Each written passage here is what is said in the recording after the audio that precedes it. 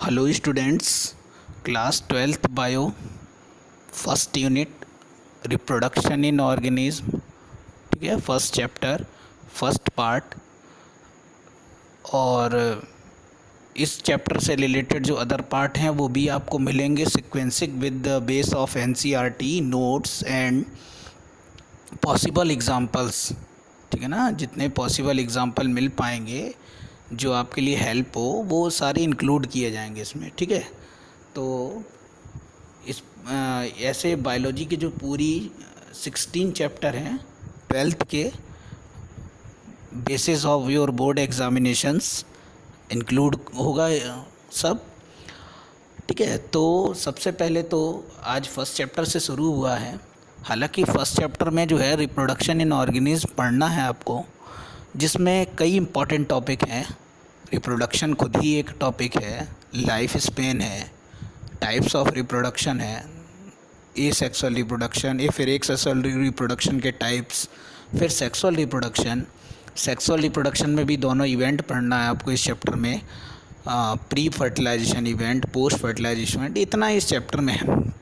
उसमें से आज मैंने क्या इंक्लूड किया है आपका इस वीडियो में, जो इंक्लूड रहेगा वो रहेगा, एक तो रिप्रोडक्शन करते हैं कैसे हैं ऑर्गेनिज्म, दूसरा लाइफ स्पेन टाइम क्या होता है अलग अलग ऑर्गेनिज्म का, बताएंगे अभी लाइफ स्पेन क्या होता है वो, तीसरा टाइप्स ऑफ रिप्रोडक्शन, और चौथा ए सेक्सुअल रिप्रोडक्शन है और उसके टाइप्स।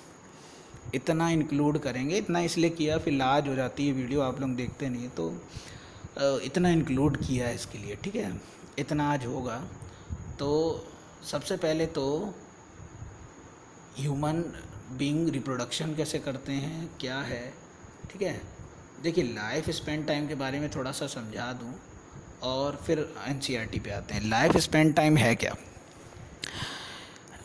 ठीक है ना, बॉर्न, कोई भी ऑर्गेनिज्म बॉर्न के बाद नेचुरल डेथ तक के टाइम को हम लोग क्या बोलते हैं? Life span time. जैसे कोई मान लो कोई नया ऑर्गेनिज्म कोई प्रोड्यूस हो गया, पैदा हो गया, जैसे आप, हाँ, आप जब से पैदा हुए और जब तक टिल डेथ, मरने तक के इसके बीच के जो टाइम ड्यूरेशन, चाहे वो 60 साल हो, 70 साल हो, 80 साल हो, वो कहलाएगा आपका life span time, natural death तक। ठीक है, अलग अलग ऑर्गेनिज्म की नेचुरल डेथ टाइम अलग अलग होती है। ठीक है, बताया जाएगा अभी कौन कौन से ऑर्गेनिज्म की लाइफ स्पेन टाइम कितनी होती है। ये देखो एक फिगर में दिया हुआ भी है। House fly 1 to 4 month life span time, इतने दिन तक ज़िंदा रहती है, नेचुरल डेथ हो जाती है उसकी। एलिफेंट का भी दिया हुआ है, डॉग का दिया है, जेली का, ह्यूमन बींग का भी दिया है। हाँ, 69 to 80, ऐसे कई एग्जांपल्स हैं इस फिगर में जो मैंने इंक्लूड किया है आपके लिए। ठीक है ना, अलग अलग ऑर्गेनिज्म का लाइफ स्पेन टाइम अलग अलग क्यों होता है, ये किसका कितना होता है। अब देखिए इसमें है क्या, एक पैराग्राफ को एक बार रीड कर दे। Each and every organism can live without a certain period of time, हर एक ऑर्गेनिज्म एक सर्टेन पीरियड तक ही जिंदा रहता है।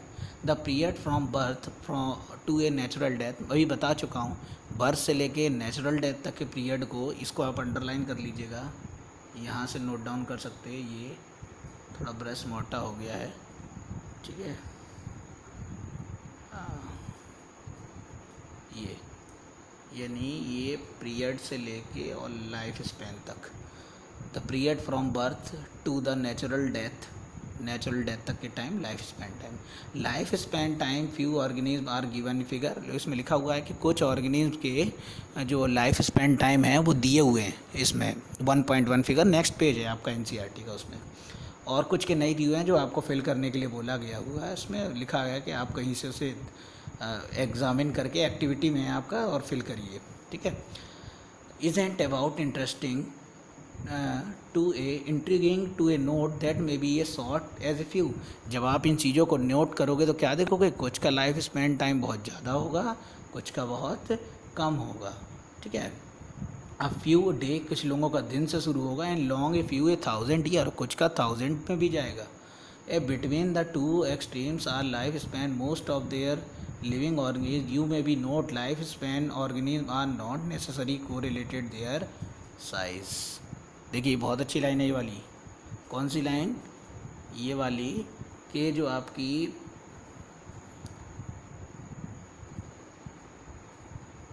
ये जो दी हुई है कि यू में बी नोट, क्या हो रहा है, अगर आप नोट करोगे तो क्या देखोगे आप कि जो लाइफ स्पैन टाइम है किसी भी ऑर्गेनिज्म का, ये वो साइज़ पे डिपेंड नहीं करता। अब एक छोटा सा एग्जांपल यहीं से ले लेता हूँ मैं। देखिए पैरट जो है क्या दिया हुआ है इसका लाइफ स्पैन टाइम 140 ईयर, ये रहा, ठीक है, ये रहा 140 ईयर, ठीक है, 140 ईयर है इसके लाइफ। क्या इसी साइज़ के कोई दूसरा ऑर्गेनिज्म, क्रो ले लो, पिजन ले लो, क्या उसका भी लाइफ स्पैन टाइम 140 ईयर हुआ अकॉर्डिंग टू साइज़? नहीं, अलग ज़रूरी नहीं सेम साइज़ वालों का लाइफ स्पैन टाइम सेम, ठीक है। तो ये चीज़ बताई गई और कुछ नहीं। उसके बाद आते हैं similarly a mango tree has much shorter life, जैसे कि एक आम के पेड़ का लाइफ स्पैन टाइम छोटा होता है compare to a peepal tree, peepal tree से साइज़ सेम होता है पर कंपेरेबल में time whatever to a life span date to every individual organism a certainly no individual is a mortal, यानी इतना फिक्स है कि जो ऑर्गेनिज्म आता है अर्थ पे उसकी एक फ़िक्स टाइम बाद डेथ ज़रूर होती है, कोई भी मॉर्टल अमर नहीं है। और उसमें लिखा भी हुआ है, देखिए पैराग्राफ में यहाँ पे, एक्सेप्ट, ये देखिए एक्सेप्ट सिंगल सेल ऑर्गेनिज्म, इसको छोड़कर सिंगल सेल ऑर्गेनिज्म को 10th वगैरह क्लासों में पढ़ाया भी गया होगा आपको, अमीबा वगैरह जो सिंगल सेल ऑर्गेनिज्म होते हैं मॉर्टल अमर होते हैं वो, ठीक है ना। Given a reality, have you ever wonder how fast number of plant and animals species have existing on earth several and thousand of year, there must be some process a living organism that ensure it is continuously, yes we are talking about reproduction, something that we take for granted। क्या बताया गया कि ये चीज़ सोचने वाली बात है कि अगर हर एक ऑर्गेनिज्म का एक सर्टेन टाइम पीरियड है, तो अगर ऑर्गेनिज्म एक सर्टेन टाइम पे एक फिक्स टाइम पे ख़त्म हो गई तो अभी तक वो हैं कैसे? इसका मतलब ये होता है कि हर एक ऑर्गेनिज्म अपने लाइफ स्पैन टाइम के अंदर अपनी जैसी नई ऑर्गेनिज्म प्रोड्यूस कर देती है, इसीलिए आज तक उनकी स्पीसीज़ ज़िंदा है। और यही रिप्रोडक्शन है। रिप्रोडक्शन में भी यही, रिप्रोडक्शन क्यों करते हैं ऑर्गेनिज्म? सबसे पहला टॉपिक था जो मेरा, हाउ ह्यूमन रिप्रोड्यूस। आखिर ह्यूमन एक तो रिप्रोड्यूस कैसे करते हैं और आखिर रिप्रोड्यूस करने का उनका रीज़न क्या है? रीज़न तो ये है कि कोई भी ऑर्गेनिज्म नहीं चाहता कि उसकी स्पीसीज़ ख़त्म हो जाए, तो वो अपनी स्पीसीज़ को कंटिन्यू करने के लिए जो प्रोसेस करता है वो कहलाती है आपकी क्या? रिप्रोडक्शन। जैसे आपके फैमिली मेम्बर में बाबा अपनी फैमिली को जो है कंटिन्यूस करने के लिए आपके फादर से आप, ऐसे कंटिन्यूस चलता रहेगा वो, मतलब फैमिली का जो चार्ट है वो ऐसे फ्लो चलता रहता है वो, और कंटिन्यूस स्पीसीज़ अर्थ पे अपनी बनी रहती है। ये देखिए, ये इस चार्ट के बारे में फिल करने के लिए बोल रहा था कि ये कुछ के दिए हुए हैं, देखो पैरट का दिया हुआ है, ये टॉर्टॉइस का दिया हुआ है, ठीक है ना, 100 से 150 साल जिंदा रहता है। कुछ के ब्लैंक दिए हुए हैं, इनको फिल करने के लिए बोला है, और अगर आप फिल कर लें तो ठीक, नहीं तो ये कुछ के दिए हुए हैं, और मेरे ख्याल से इसमें जितने के फिगर में नाम है इन सब के तो हैं ही, ठीक है ना। देखिए एलिफेंट का 60 से 90 ईयर, डॉग, क्रो, पैरट, ठीक है ना, काव, हॉर्स, सबके दिए हुए इसमें कौन किसका लाइफ स्पैन टाइम है, एक्चुअल टाइम पीरियड जो उनके टिल डेथ का, ठीक है। ये तो ये यहाँ तक तो हो गया आपका क्या, लाइफ स्पैन टाइम, ठीक है ना। लाइफ स्पैन टाइम ने क्या समझाया कि हर एक ऑर्गेनिज्म एक फ़िक्स टाइम ड्यूरेशन के बाद क्या हो जाती है, उसकी डेथ हो जाती है। अब डेथ होती रहेगी, अगर वो नई प्रोड्यूस होगी तो क्या होगा, उसकी स्पीसीज़ ख़त्म हो जाएगी। तो हर एक ऑर्गेनिज्म को ये बात मालूम है कि उसकी एक न एक दिन डेथ होनी है, तो वो अपनी स्पीसीज़ को कंटिन्यू करने के लिए जो प्रोसेस करता है उसको रिप्रोडक्शन कहते हैं। फिनिश, इतनी सी बात। इसीलिए लाइफ स्पैन को पहले पढ़ाया जाता है, इसके बाद रिप्रोडक्शन। अब देखते हैं हम लोग रिप्रोडक्शन में। रिप्रोडक्शन क्या है? Reproduction is define a biological process. Reproduction क्या है? रिप्रोडक्शन एक बायोलॉजिकल प्रोसेस है, ये ठीक है ना। Which organism gives rise young ones similar to itself. Reproduction एक ऐसी बायोलॉजिकल प्रोसेस है जिसमें ऑर्गेनिज्म अपनी जैसी यंग वंस, अपनी जैसी का मतलब ये बिल्कुल नहीं है कि शकल भी एक ही हो, ऐसा कुछ नहीं है, अपनी जैसी ऑर्गेनिज्म प्रोड्यूस करता है। इस प्रोसेस को रिप्रोडक्शन बोलते हैं। ठीक है, अभी ये हाईलाइट में देख लें, फिर हम अलग से पढ़ेंगे इसे। उसके बाद आते हैं टाइप्स ऑफ रिप्रोडक्शन। एक ए सेक्सुअल दिया हुआ है और एक सेक्सुअल रिप्रोडक्शन दिया है। क्योंकि आज के वीडियो में हमें केवल ए सेक्सुअल ही पढ़ना है, तो इसको हम फोकस करेंगे, इसको नेक्स्ट वीडियो में देखेंगे हम लोग। ठीक है ना, इसको आज डिस्कस नहीं करना है, पर अभी बता दे रहे हैं दोनों में डिफरेंसेस क्या हैं, तभी पढ़ाने में अच्छा लगेगा। ए सेक्सुअल रिप्रोडक्शन क्या है पहले समझ लीजिए। ए सेक्सुअल रिप्रोडक्शन एक बार समझ लीजिए, 10 से पढ़ते भी चले आ रहे हैं आप लोग। Asexual reproduction is a type of reproduction in which only one parents are produce. ठीक है ना, यानी या वन पेरेंट्स आर इन्वॉल्व, ये भी कह लो। ठीक है, मतलब एक ऐसा रिप्रोडक्शन जिसमें केवल कोई एक पेरेंट्स इन्वॉल्व होता है। ये नहीं कह सकते कि एक गैमेट्स बनते हैं, बन सकते हैं, मेल गैमेट्स भी बनेंगे, फीमेल गैमेट्स भी बन सकते हैं, कोई प्रॉब्लम नहीं, पर फ्यूज़ नहीं होंगे। वो फ्यूज़ हो जाएंगे तो कहलाएगा कौन सा रिप्रोडक्शन? Sexual reproduction. जैसे बता दूं, दोनों में अभी डिफरेंसेस कर देते हैं हम लोग। ये हमने एक रोज़ की स्टेम ली, ये एक रोज़ प्लांट था सपोज़ करिए, और ये रोज़ की एक स्टेम ले ली हमने। ये इस स्टेम को हमने यहाँ प्लांट कर दिया, जो हम लोग घर में कटिंग मेथड, एक कलम लगाना बोलते हैं। उस कुछ टाइम बाद ये रोज़ की जो वो थी कटिंग पार्ट, वो डेवलप होने लगा, जैसे कलम लग जाती है अपने घर में। अब क्या क्या समझ रहे हो आप? जैसे ये रेड रोज़ था, तो इसकी जो एक कटिंग लगाई है ये भी रेड रोज़ की होगी, और हूबहूब दिखने में सिमिलर भी होगी, यानी बिल्कुल एक जैसी भी थी, सिमिलर भी हुई। रेड रोज़ वाला रेड रोज़ ही होगा। और कितने पेरेंट इन्वॉल्व हुए? ओनली ये अकेला। ठीक है ना, तो ऐसे रिप्रोडक्शन को हम लोग कौन सा रिप्रोडक्शन बोलते हैं? ए सेक्सुअल, जिसमें केवल कोई एक पेरेंट इन्वॉल्व हो, ऐसे रिप्रोडक्शन को हम लोग बोलते हैं। दूसरे पेरेंट की कोई ज़रूरत ना हो, ऐसा रिप्रोडक्शन कहलाएगा आपका कौन सा रिप्रोडक्शन? ए सेक्सुअल। गैमेट्स प्रोड्यूस हो सकते हैं, फ्यूज़ नहीं होंगे। वो फ्यूज़ अभी बताऊंगा सेक्सुअल रिप्रोडक्शन में, कि फ्यूज़ तो सेक्सुअल रिप्रोडक्शन में होते हैं। ठीक है, तो ए सेक्सुअल रिप्रोडक्शन जो है वो हो गया आपका। और सेक्सुअल रिप्रोडक्शन क्या है? सेक्सुअल रिप्रोडक्शन भी बता दें। सेक्सुअल रिप्रोडक्शन में क्या होता है? ये है आपका एक मेल और ये है फीमेल। मेल प्रोड्यूस करते हैं मेल गैमेट्स, फीमेल प्रोड्यूस करती है फीमेल गैमेट्स। ये दोनों फ्यूज़ होते हैं, इनसे बनता है जायगोट। जायगोट कन्वर्ट हो जाता है एम्ब्रियो में, एम्ब्रियो डेवलपमेंट होकर न्यू बेबी बना लेता है। ये प्रोसेस कहलाती है sexual reproduction.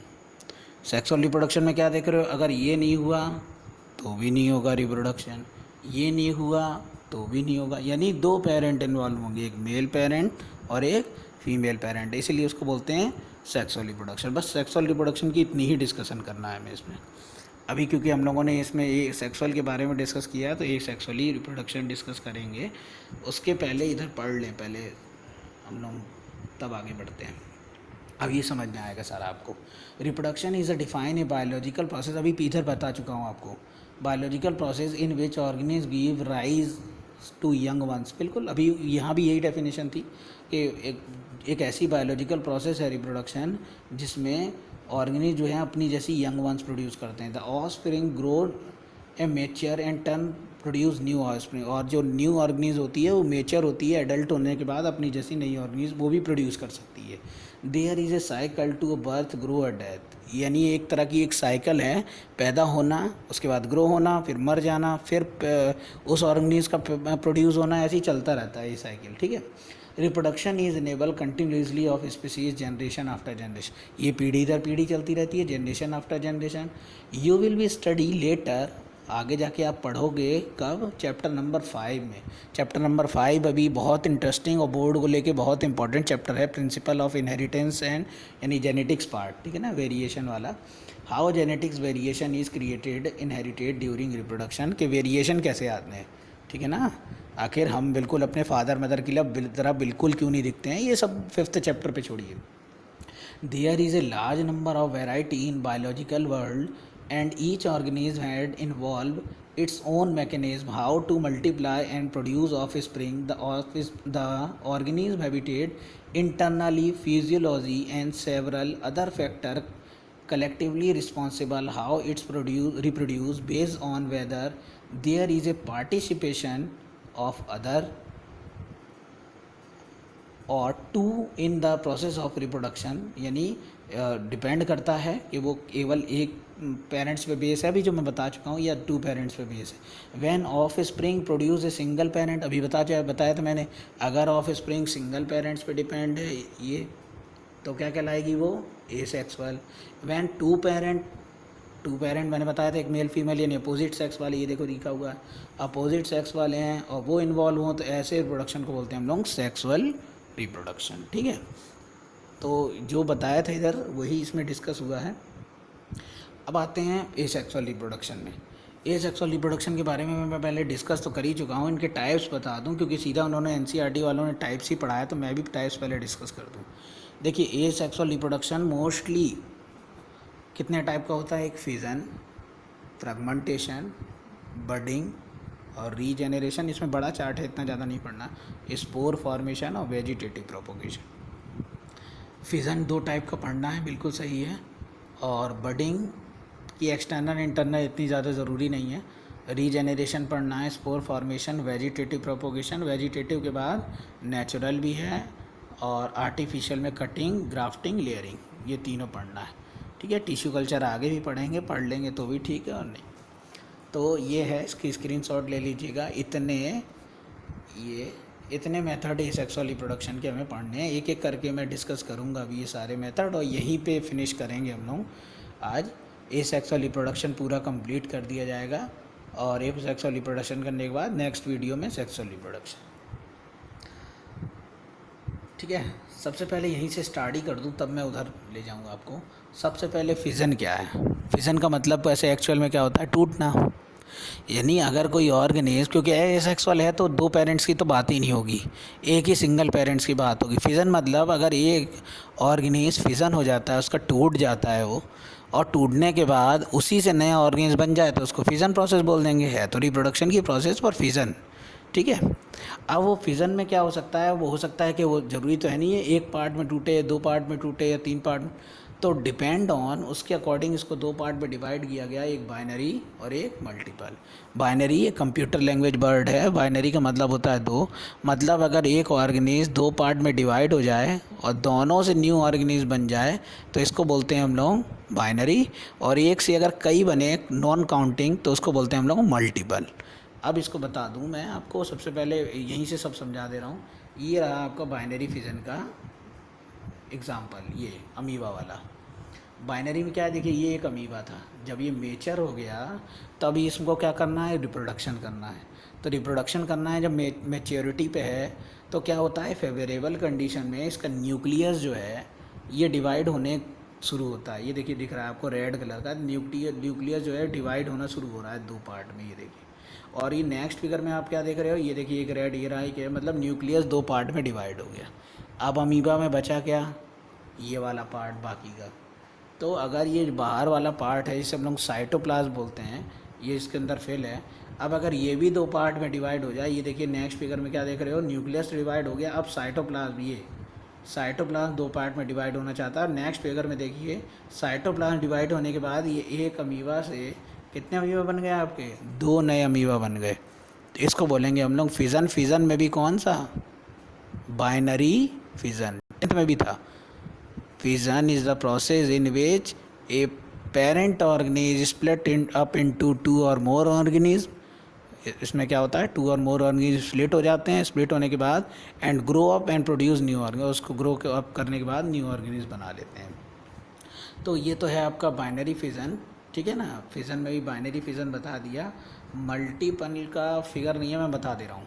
Multiple Plasmodium vivax में होता है। प्लाज्मोडियम में इसमें क्या होता है, जो मच्छर का जो प्रोटोजोन होता है प्लाज्मोडियम, वो क्या करता है, दिखा होगा ना, जो दरवाजे के पीछे वाइट कलर की सिस्ट बन जाती है, ये सिस्ट है, ये सिस्ट, ठीक है ना। तो इस सिस्ट में क्या होते हैं, ये एग होते हैं ये। तो ये क्या होते हैं, पहले तो एक एग होता है, उसके बाद इनमें मल्टीपल फिज़न होता है, ये ऐसे बहुत सारे बन जाते हैं इसमें। और ये अनफेवरेबल कंडीशन में ऐसे ही ये अंदर कवर अप रहते हैं। फेवरेबल कंडीशन में आते ही क्या होता है कि फेवरेबल कंडीशन में आते ही इसकी कोई लेयर यहाँ से ब्रेक हो जाती है। जब आप देख रहे हो यहाँ से लेयर ब्रेक हो जाएगी तो क्या होगा, लेयर ब्रेक होते ही ये जितने भी स्पोर है ये फ्री हो जाएंगे। और फ्री हो जाने के बाद कोई पता नहीं इसके अंदर कितने थे, और इतने ही नए ऑर्गेनिज प्रोड्यूस हो जाएंगे। ठीक है, तो प्लाज्मोडियम में ये होता है मल्टीपल। ठीक है, ये सिस्ट इसको बोलेंगे हम लोग। ये उसके बाद इनमें रिप्रोडक्शन हुआ, बहुत सारे बने और ये फ्री होके, और ये मल्टीपल फिजन है। फ्रेगमेंटेशन में भी यही होता है। फ्रेगमेंट होना मतलब फ्रेगमेंटेशन करना। इसमें क्या होगा आपका, शायद आगे फिगर इसका भी नहीं होगा, बता दे रहा हूँ आपको। फ्रेगमेंटेशन में ऐसे ही, फ्रेगमेंटेशन में क्या होता है, जैसे कोई भी ऑर्गेनिज्म है, अगर वो फ्रेगमेंट हो जाए यानी दो पार्ट में डिवाइड हो जाए उसका फ्रेगमेंट, ठीक है, और दोनों से नया ऑर्गेनिज्म बन जाए, इस प्रोसेस को हम लोग फ्रेगमेंटेशन कहते हैं। ठीक है, इसका फिगर भी देखो आगे, अगर पॉसिबल हुआ तो आपको बता दूंगा। स्पायरो वगैरह में फ्रेगमेंटेशन ही होता है। ठीक है, उसके बाद आते हैं बडिंग पे। यहीं से सारा समझ लें, फिर आगे एनसीईआरटी पढ़ेंगे हम लोग। शायद बडिंग का फिगर नेक्स्ट पे भी ये रहा। बडिंग का, बडिंग क्या होता है, देखो बडिंग समझ लो पहले। बडिंग, BUD, बड का मतलब होता है कली, या और थोड़ा सा सिंपल वर्ड में चले जाएं तो इसका मतलब होता है उभार। कोई एक छोटा सा उभार कहीं निकल आए, एक्सटर्नल छोटा सा बाहर निकला हुआ उभार, जैसे ये। ठीक है, तो हाइड्रा में क्या होता है, हाइड्रा है, ईस्ट है, इनमें बडिंग से रिप्रोडक्शन होता है। कैसे, आप क्या देख रहे हो इस फिगर में, सबसे पहले हाइड्रा में एक बड बनाइए। सेकंड फिगर में क्या देख रहे हो, बड थोड़ा सा बड़ा हो गया, ग्रो कर दिया वो। थर्ड फिगर में क्या देख रहे हो कि ये जो बड था वो पूरी तरह मेच्योर हो गया, मतलब एक ये जो बड़ा वाला हाइड्रा था दिखने में लगभग वैसा ही हो गया। और जब ये दिखने में फुल्ली मेचर लिखा हुआ है, फुल्ली मेचर हो गया, तो ये क्या हुआ, ये जो अब ये डिपेंड हो गया अपने पे, तो ये अपने ये पेरेंट प्लांट से अलग हो जाएगा। और देख रहे हो आप, एक हाइड्रा से कितने हाइड्रा बन गए, 2 हाइड्रा बन गए। क्या समझ में आया, समझ में ये आया कि बडिंग से हाइड्रा में क्या हो सकता है, रिप्रोडक्शन होता है। और जो आपका रिप्रोडक्शन हो रहा है ये किससे हो रहा है, बड से, इसलिए इस प्रोसेस को बोलते हैं हम लोग बडिंग। क्लियर हो रहा है, ठीक है। तो अब आ जाते हैं फिर अपने वही, उसके बाद आते हैं हम लोग रीजेनरेशन। रीजेनरेशन क्या है, री का मतलब दोबारा, जेनरेट मतलब जनरेट हो जाना। ठीक है, ये रीजेनरेशन समझाने के लिए एक छोटा सा एग्जांपल दे दूँ। आपने देखा होगा टीवी वगैरह में जो वो आते थे, राक्षस वगैरह दिखाए जाते थे, अगर उनकी ब्लड की एक बूंद ड्रॉप हो जाती थी तो उससे ही नया राक्षस फिर बन जाता था। ऐसे समझ सकते हो, मतलब रीजेनरेशन में भी ऐसा ही होता होगा। कैसे, जैसे कि आपका प्लेन एरिया है, मान लो ये एक प्लेन एरिया है, ठीक है ना, ये एक प्लेन एरिया है। इसको क्या कर दिया हमने, कट कर दिया 3 पीसेज में। एक ये पीस ये रहा, एक ये रहा, और एक ये रहा। ये तीनों मान लो ग्रो कर जाएँ, और तीनों ग्रो करके नया प्लेन एरिया बना ले। ये भी एक नया प्लेन एरिया बना ले, ये भी। मतलब अगर इसके 10 टुकड़े कर दिए तो 10 नए बन गए, 20 टुकड़े कर दिए तो 20 नए। इस प्रोसेस को रीजेनरेशन, बार बार जनरेट हो जाए। हाइड्रा में भी होता है, लिखा हुआ है एग्जाम्पल में। मैं प्लेन एरिया का बता रहा था, ये देखिए प्लेन एरिया भी लिखा हुआ है एग्जाम्पल में। ठीक है ना, तो फिजन हो गया, फ्रेगमेंटेशन हो गया, बडिंग हो गई। अभी पीछे एनसीईआरटी में पढ़ेंगे तब पढ़ेंगे। रीजेनरेशन हो गया। स्पोर फॉर्मेशन भी कुछ ऐसा ही प्रोसेस है। स्पोर फॉर्मेशन में क्या होता है कि एक थैलस है ये, हाँ मैं अभी बता दूं सबको, फिर एक एक करके एनसीईआरटी में हम लोग पढ़ेंगे। थैलस में ये गोल स्ट्रक्चर बनती है, इसको बोलते हैं हम लोग स्पोरेंजियम। नोट कर लीजिएगा, स्पोरेंजियम, GIUM। ठीक है, बन नहीं रहा है, स्पोरेंजियम बता दिया मैंने, प्रोनाउंसिएशन सही बता दिया। एक स्पोर एंजियम बनता है। स्पोर एंजियम में क्या होता है आपका, बहुत सारे स्पोर हो जाते हैं इसके अंदर करेक्ट। राइजोपस में इसी तरह का वो होता है, फंगस जो है इनमें इसी टाइप का रिप्रोडक्शन होता है एसेक्सुअल में। और जब इसमें ये बहुत सारे स्पोर बन जाते हैं इस स्पोर एंजियम के अंदर, तो अनफेवरेबल कंडीशन जो इनके लिए फेवरेबल नहीं है जो कंडीशन, उसमें तो ये ऐसे ही पड़े रहते हैं। और फेवरेबल कंडीशन आते ही वही हाल होता है इसका भी, कि इसकी जो ये स्पोर एंजियम की लेयर है कहीं से ब्रेक हो जाएगी। मान लो यहीं से ब्रेक हो गई, और ब्रेक होते ही क्या हुआ, इसमें जितने स्पोर कलेक्ट थे सब बाहर निकल गए, और ये किसी एयर या अदर मीडियम या जो भी मीडियम हो उससे एक जगह से दूसरे जगह पहुँच कर इतने ही नए ऑर्गेनिज्म बना लेते हैं। आप देख रहे हो सारी प्रोसेस में एक ही पेरेंट इन्वॉल्व हो रहा है, चाहे वो बडिंग हुई, रीजनरेशन हुआ, ठीक है। तो ये चार तो प्रोसेस है सेक्सुअल रिप्रोडक्शन की, ये है।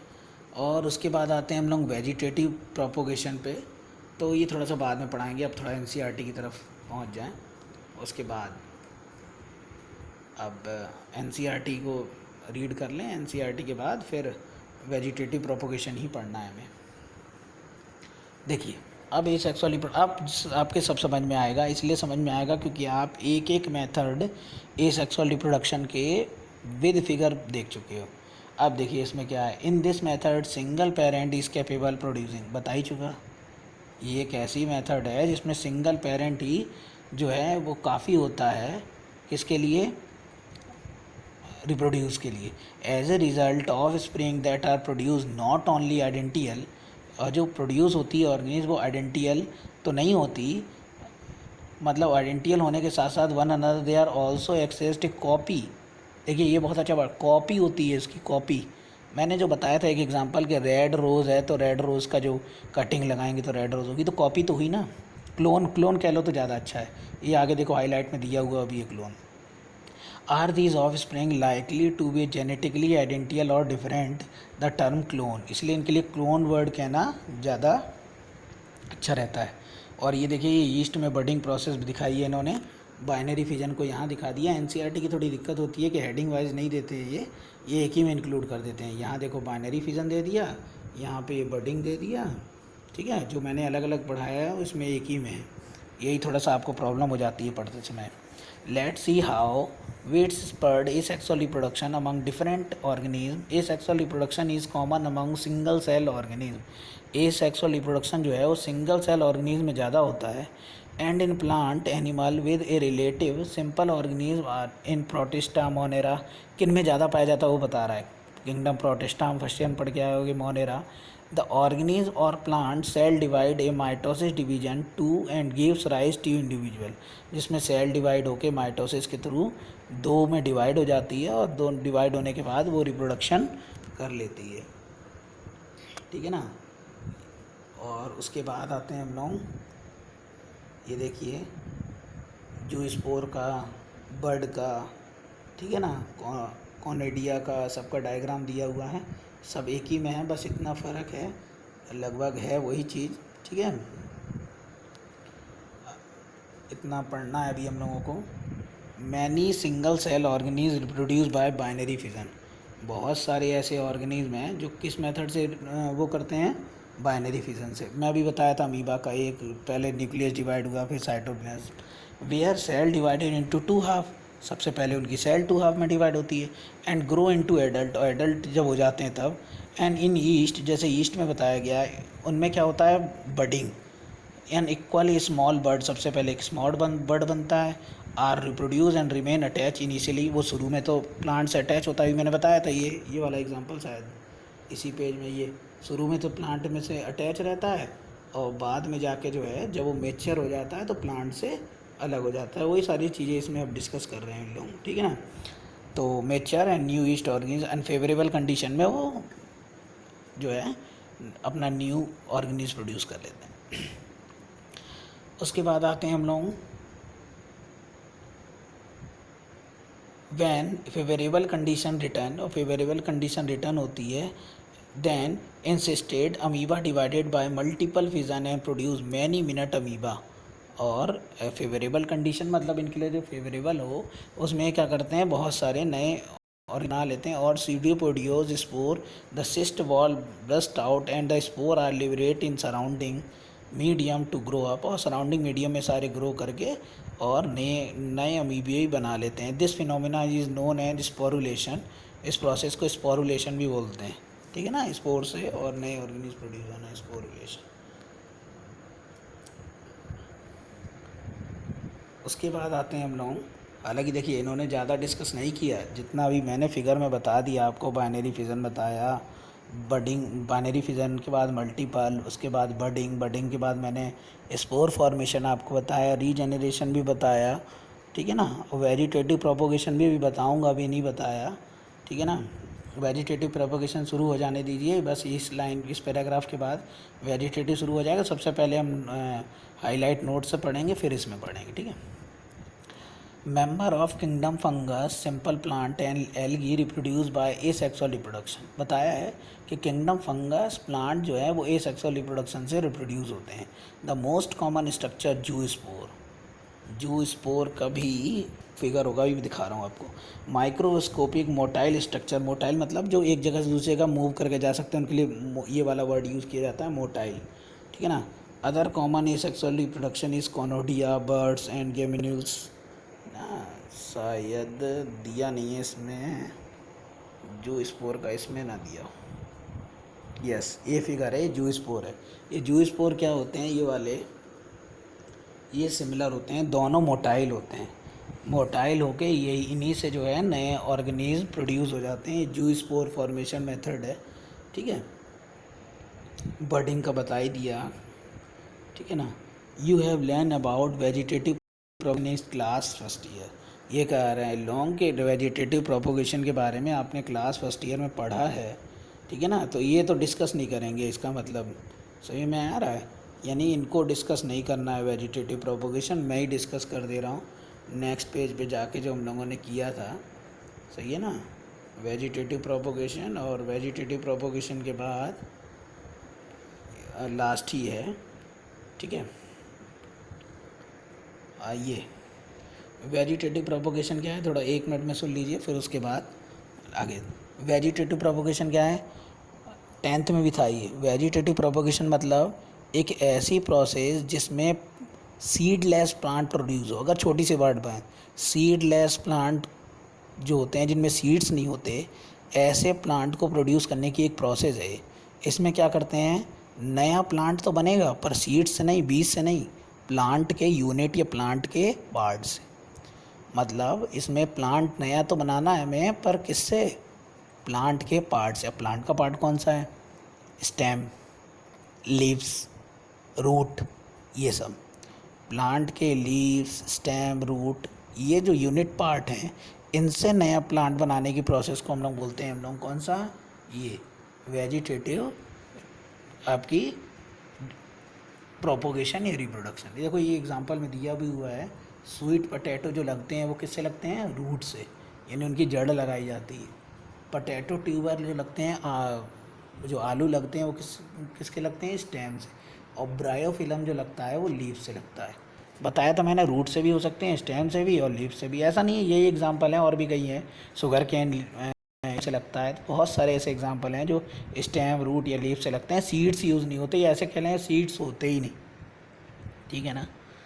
अब शायद जिनके फिगर हो उनको मैं दिखा दूँ आपको। ठीक है ना, जैसे ये फिगर दिया हुआ है आपका, ये देखो, बाय रूट के लिए, बाय रूट और बाय लीव्स। ठीक है ना, बाय लीव्स का तो ये एग्जांपल रहा आपके सामने, ब्रायोफिलम, ये। ठीक है, ब्रायोफिलम जो है ये एग्जांपल है बाय लीव्स का। इसकी लीव्स में क्या होते हैं, जगह जगह पे बहुत सारे छोटे छोटे स्मॉल प्लांट प्रोड्यूस हो जाते हैं। इन्हीं को हम लोग क्या कर सकते हैं, इसको बोलते हैं एडवेंटियस बर्ड।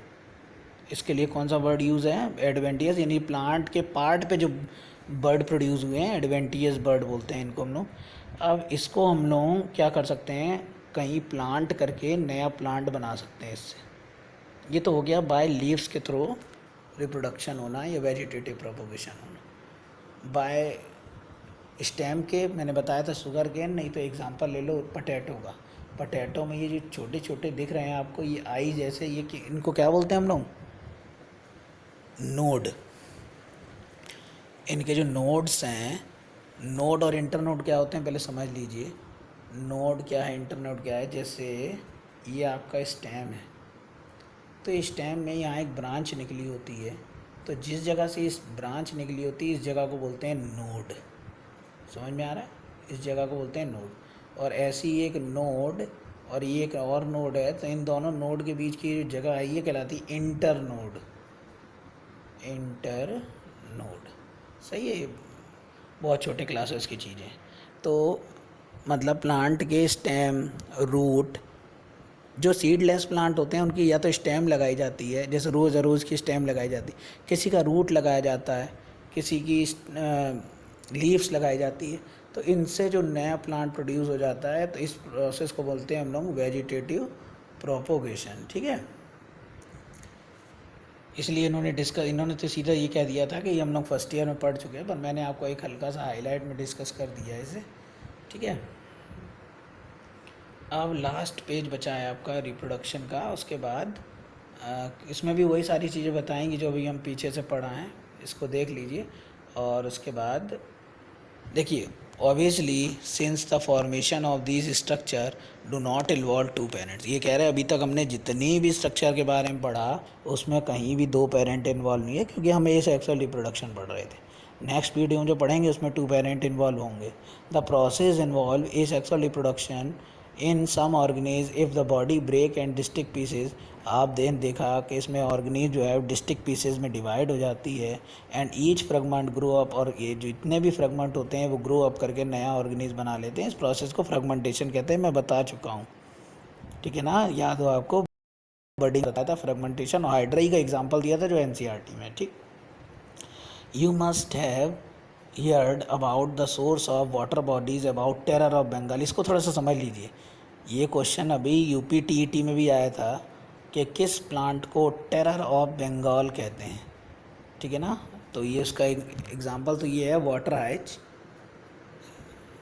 वाटर हाइच ने जो, इसको हम लोग क्या बोलते हैं?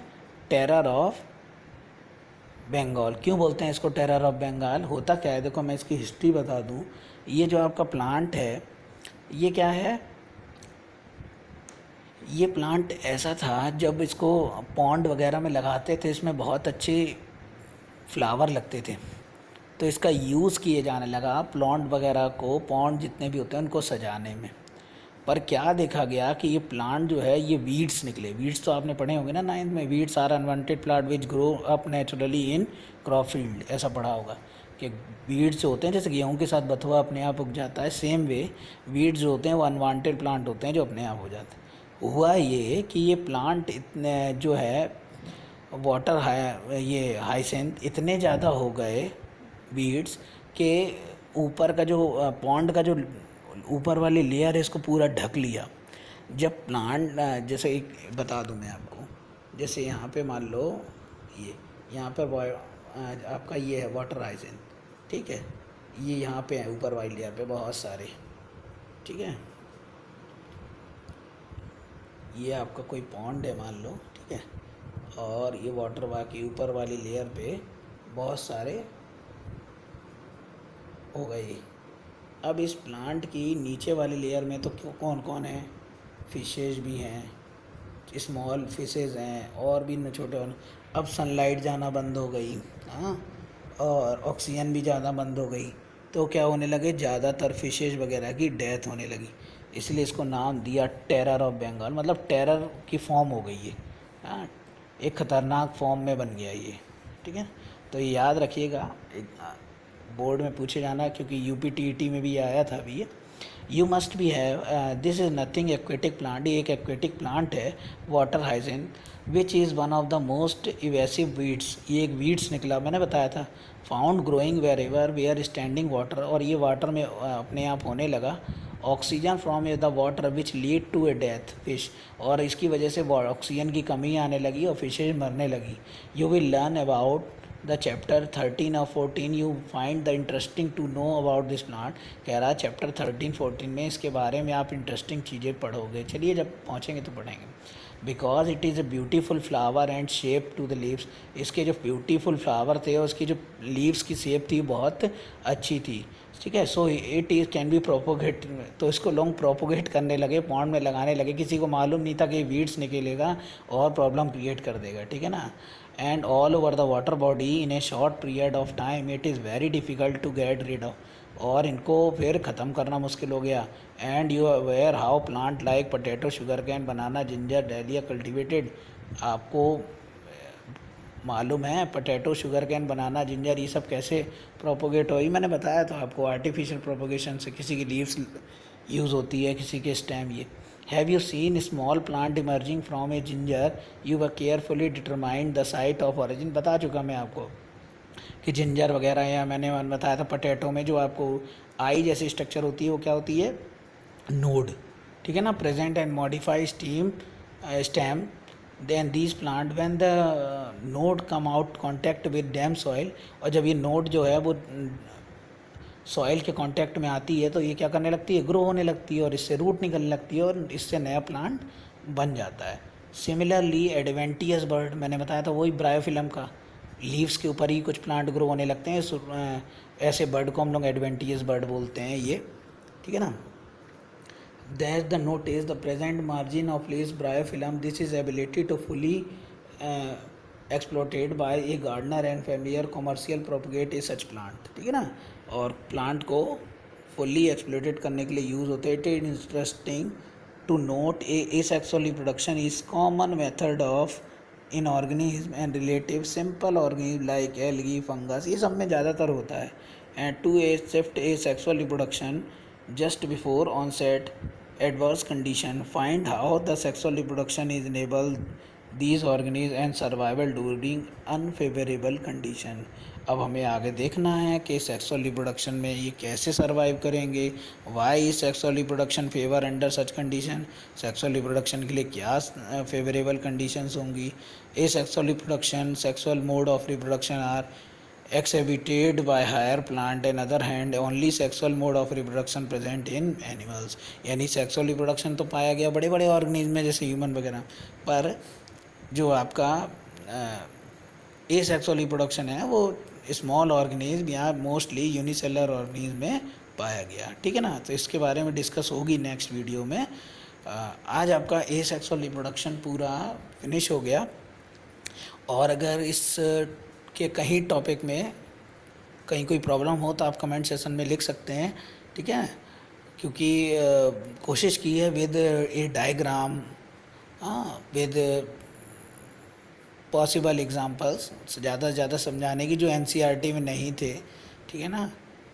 तो बेस्ट से बेस्ट देने की कोशिश करेंगे। तो पढ़ते रहिए इसी तरह, पूरे बायो के आपको लेक्चर मिलेंगे इस चैनल पे।